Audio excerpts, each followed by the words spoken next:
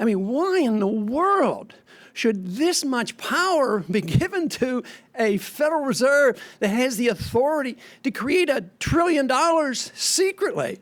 And Congress says nothing. I mean, why not? So the sentiment has changed. It wasn't because all of a sudden the people woke up and decided the Federal Reserve indeed needed to be audited and we needed to know more about the Federal Reserve.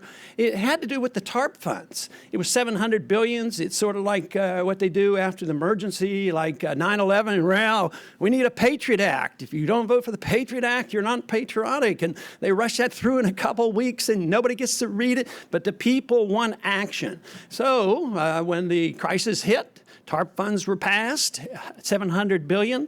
There's still a bunch of it floating around, but all of a sudden, some of those funds got into the hands of unsavory characters, like people who ruined their companies, and they ended up getting hundreds of millions, if not billions of dollars in bonuses coming from the American taxpayer. People say, what is going on? And they send a strong message out to Congress. We want to know what's happening. We want transparency. Let's find out what's happening. But then it became known to so many people at the grassroots level that the Federal Reserve is very much involved. They don't quite understand how the Federal Reserve created our problems, but they understand how the Federal Reserve has been very much involved. So though I have a different motivation for transparency overall because of the monetary system and what's been going on for years, right now the motivation is to know what kind of shenanigans the Federal Reserve has been up to and how they've been wheeling and dealing and bailing out their friends.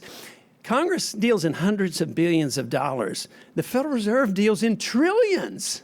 And it is we don't know exactly how much line of credit, guarantees, and direct loans that they have made and promised. And it's estimated could be $3 or $4 trillion in the past year. But we don't know exactly. So the real necessity is for us to find out.